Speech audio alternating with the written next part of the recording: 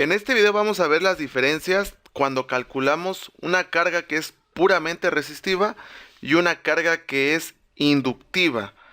Entonces empezamos con el primer ejemplo. Calcule el calibre del conductor del siguiente circuito que contiene una parrilla eléctrica de 1000 watts, trabajando con un voltaje de 127 volts. Calculamos la corriente. La corriente es igual a potencia entre el voltaje por el factor de potencia. La potencia es 1000 watts entre 127 volts por 1. ¿Por qué por 1? Porque esta carga es puramente resistiva y las cargas que son solamente resistivas tienen un factor de potencia de 1. ¿Por qué es resistiva? Porque lo que hace el aparato eléctrico, en este caso la parrilla, es calentar. Y eso no ocupa embobinados eléctricos, no ocupa cargas inductivas, por eso. Entonces, el resultado da 7.87 amperes. Por lo tanto, la corriente que se debe considerar es de 8 amperes. Se redondea al inmediato superior con base en el 220-5B de la NOM 001C de 2012. Aquí dice que si pasa del punto 5, bueno, si está en el punto 5 o pasa, sube al entero superior. Y si no, baja al entero inferior. Entonces, son 8 amperes. Ahora nos vamos a la tabla 310-15B16. Escogemos, por lo tanto, según la tabla, un conductor calibre 14 AWG de 2.08 milímetros cuadrados. Este conductor es de cobre, ¿sí? Porque soporta hasta 15 amperes con una temperatura de operación de 60 grados centígrados. Entonces, la subsección de la NOM, la 110-14, nos dice que si tenemos menos de 100 amperes, podemos escoger la columna de 60 grados centígrados. Ahora calculamos otro ejemplo. Calcular el calibre del siguiente circuito. Contiene dos licuadoras de 500 watts. En este circuito solamente existen dos licuadoras y cada una es de 500 watts que trabajan con un voltaje de 127 volts. Entonces calculamos la corriente. La potencia entre el voltaje por el factor de potencia. 2 por 500 porque son dos licuadoras de 500.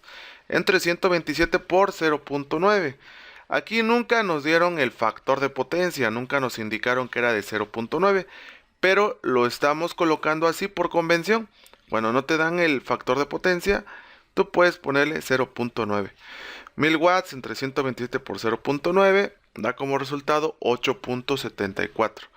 La corriente que se debe considerar es de 9 amperes. Se redondea al inmediato superior con base en el 220-5B. En base a la tabla 310-15B16, escogemos igual que en el otro ejemplo, un conductor calibre 14 AWG de 2.08 milímetros cuadrados de sección transversal. Sí, también queda del calibre 14. Pero como se pueden dar cuenta, aquí la corriente fue superior que en el ejemplo anterior. ¿Por qué? Por el factor de potencia, que es menor. Si tenemos menor factor de potencia, entonces la corriente se va a elevar. Una pequeña explicación de lo que les dije anterior. En el primer ejemplo usamos un factor de potencia de 1, pero en el segundo de 0.9. Esto es debido porque la parrilla eléctrica es una carga puramente resistiva, ya que su función solamente es la de calentar el metal que tiene ahí. No hay inductancias, no hay embobinados, no hay recubrimiento, no hay vueltas de cobre que generen un campo electromagnético, entonces no se generan inductancias. En el caso de la licuadora tiene un motor y por lo tanto sí, su naturaleza así es. Entonces, no nos habían dado el factor de potencia de 0.9, pero como no nos los dan, por convención tomamos el factor de potencia de 0.9.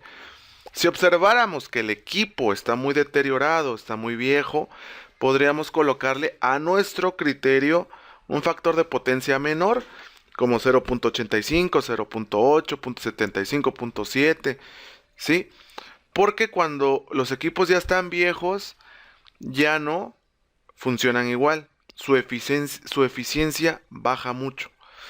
Entonces, entre más deteriorado esté, entre más viejo esté, el factor de potencia será menor. ¿Eso qué quiere decir? Que ya no trabaja, ya no está aprovechando de la misma forma la energía. Ahora está gastando más y está haciendo menos. A eso se refiere el factor de potencia. Ahora, como curiosidad, cuando tienes una tarifa industrial, si tienes un bajo factor de potencia, la compañía suministradora de energía te va a multar y va a hacer o pagas la multa o corriges eso. Y lo puedes corregir con un banco de capacitores.